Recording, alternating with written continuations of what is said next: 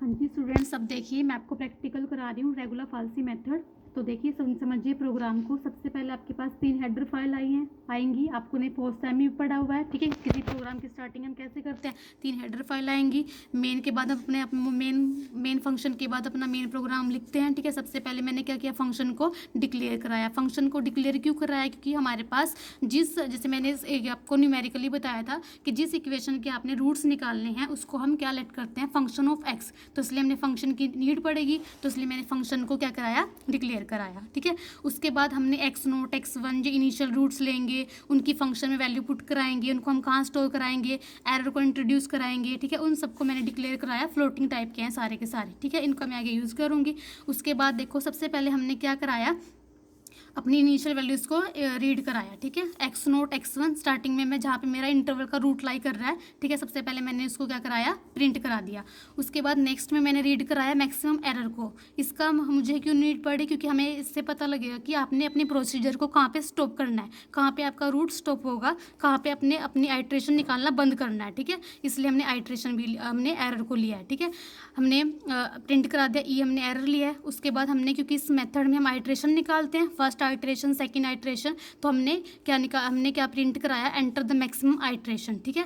वो मैंने प्रिंट करा दिया एन से, ठीक है। एन हम ले रहे हैं नंबर ऑफ आइट्रेशन के लिए, कितनी हम आइट्रेशन डालेंगे यहाँ पे, ठीक है। उसके बाद हम क्या करते हैं, जैसे आपने न्यूमेरिकली किया था कि हमारे पास जो इनिशियल वैल्यू है एक्स नोट क्या है 0, एक्स वन क्या है 1, इसको हम फंक्शन में पुट कराते हैं, ठीक है। तो मैंने फंक्शन में पुट कराया एक्स नोट को, फंक्शन में पुट कराया एक्स वन को। इनको मैं स्टोर करा रही हूँ वाई नोट और वाई वन में, ठीक है। देखो मैंने एक्स नोट को पुट कराया फंक्शन में, इसको मैंने स्टोर कराया वाई नोट में। मैंने ऐसे ही एक्स वन को फंक्शन में पुट कराया वैल्यू को, इसको मैंने स्टोर कराया वाई वन में, ठीक है। उसके बाद नेक्स्ट स्टेप क्या होता है, हम क्या चेक करते हैं, जैसे अपने बाइसेक्शन मेथड में किया था कि आप चेक करते हो कि पुट कराने के बाद जो उनका साइन है वो क्या आ रहा है, ठीक है।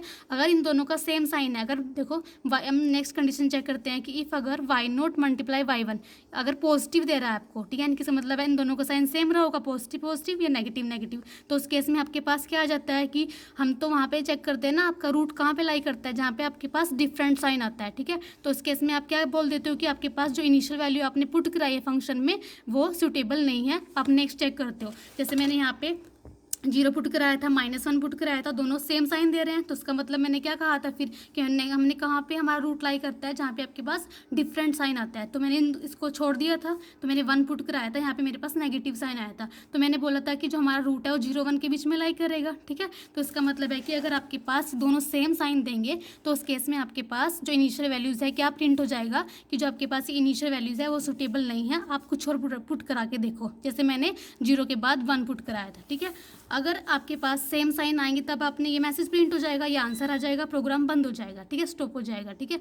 इन केस अगर आपके पास इन दोनों का साइन अलग अलग आता है, ठीक है, यानी कि डिफरेंट साइन आ रहा है, वाई नोट पे अलग आ रहा है, वाई वन पे अलग आ रहा है, तो आप क्या काम करते हो, नेक्स्ट आइट्रेशन निकालते हो ना, तो उसके लिए हमारे पास क्या चलेगा, फॉर लूप चलेगा। अगर सेम साइन आ रहा है तो हमारा एंड हो जाएगा प्रोग्राम का। अगर सेम साइन नहीं आएगा तो उस केस में हम क्या काम करेंगे, अपनी नेक्स्ट आइट्रेशन निकालेंगे। अब मेरे पास इनिशियल वैल्यूज रूट सी क्या थी, एक्स नोट एक्स वन, तो यानी कि नेक्स्ट आइट्रेशन क्या निकलेगी, एक्स टू। वो कैसे निकलेगी, हमने फॉर लूप चलाया आइट्रेशन निकालने के लिए।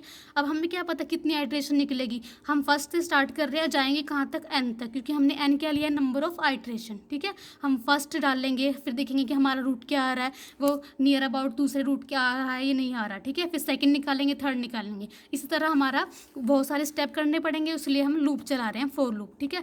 तो अब उसके बाद हम क्या करेंगे, अपना उसका रेगुलर फाल्सी मेथड का फार्मूला लगाएंगे। एक्स नोट एक्स वन मुझे पता है, ठीक है, नेक्स्ट रूट क्या होगा, एक्स टू, तो एक्स टू का हमने फार्मूला लगा दिया एक्स टू रूट्स निकालने के लिए। उसके बाद हम क्या करते हैं, जैसे आपने मेथड में किया था, न्यूमेरिकली हमने बताया था, हम x2 निकालने के बाद उसको फंक्शन में पुट कराते हैं। ये वैल्यू मैंने y2 में स्टोर कराई, फिर मैं y2 को चेक करती हूँ कि आपके पास जो फंक्शन में x2 पुट कराने के बाद जो वैल्यू y2 आई है उसका साइन क्या है, ठीक है। और चेक करती हूँ कि x2 आपके पास रूट आया है वो x नोट या x1 के नियर अबाउट तो नहीं आया। अगर नियर अबाउट आता है तो वहीं पे हमारा रूट मिल जाता है, अगर नियर अबाउट नहीं आया तो हम नेक्स्ट दोबारा से आइट्रेशन चलाते हैं, सेकंड आइट्रेशन। तो देखो हम वही चेक कर देखेंगे कि y2 क्या है, फंक्शन की x2 पे वैल्यू, हम y2 हमारा क्या है, फंक्शन की x2 पे वैल्यू, ठीक है। तो मैं इसको चेक करूँगी, अगर आपके पास ये एब्सोल्यूट वैल्यू एरर से छोटी आ रही है या एरर के इक्वल आ रही है, इसका मतलब क्या है, एरर हम क्या लेते हैं 0.0001, बहुत ही मिनिमम लेते हैं। अगर रूट आपका y2 उससे भी छोटा आ गया, इसका मतलब ये नियर अबाउट x2 है, ठीक है, नियर अबाउट x2 है, सॉरी नियर अबाउट x1 है, ठीक है। तो इसका मतलब है कि x1 में और x2 में कोई डिफरेंस है ही नहीं, क्योंकि अगर ये एरर से छोटा आ रहा है तो इसका मतलब हमारा x2 ही प्रिंट हो जाएगा उस केस में, ठीक है। नहीं तो क्या होगा स्टूडेंट्स, हम क्या करेंगे फिर, अगर ये हमारा y2 एरर से बड़ा आ जाएगा, इसका मतलब है कि x2 और x1 के बीच में डिफरेंस अभी बहुत बड़ा है, तो हम क्या करेंगे, नेक्स्ट आइट्रेशन निकालेंगे, ठीक है। उसको निकालने के लिए हम क्या काम करेंगे, उससे पहले हम क्या काम करेंगे, जब अगर हमारा ये y2 एरर से बड़ा हो जाएगा तो उस केस में हम क्या काम करेंगे, नेक्स्ट आइट्रेशन निकालेंगे।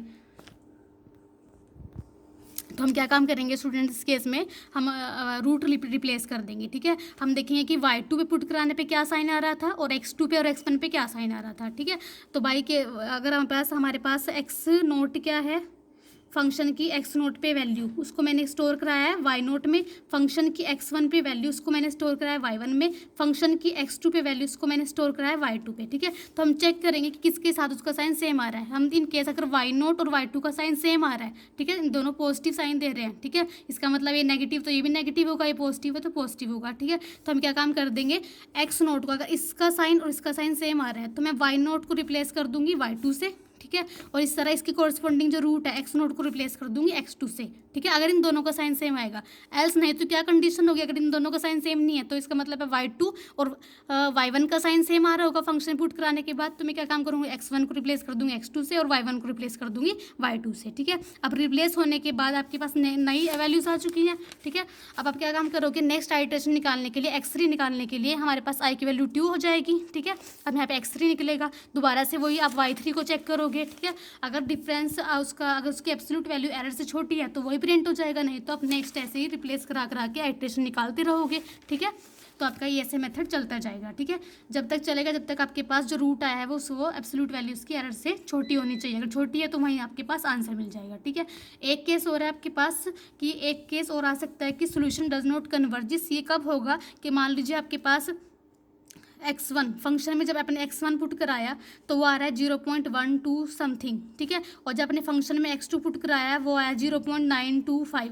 कोई मैच नहीं है, यानी कि कम आइट्रेशन है। अगर आप जितनी कम आइट्रेशन लगाओगे उतना आपको एग्जैक्ट आंसर नहीं मिलेगा, तो उस केस में आपके पास क्या आंसर आ जाएगा, सोल्यूशन डज नॉट कन्वर्जिस, यानी कि आइट्रेशन आपको निकाल के देखना पड़ेगा, ठीक है। First iteration, second iteration, third, fourth, fifth, बहुत सारे आइट्रेशन निकालोगे कब तक, जब तक इन दोनों के बीच में डिफरेंस जो है, जो एरर है जो हम ले रहे हैं वो स्मॉल से स्मॉल ना आ जाए, ठीक है।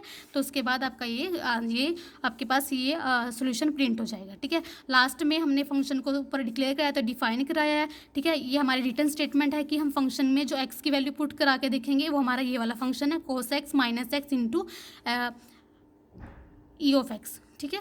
क्लियर है, तो आपको समझ में आ गया, आप इसकी प्रैक्टिकल फाइल बना लीजिए, ठीक है। ओके।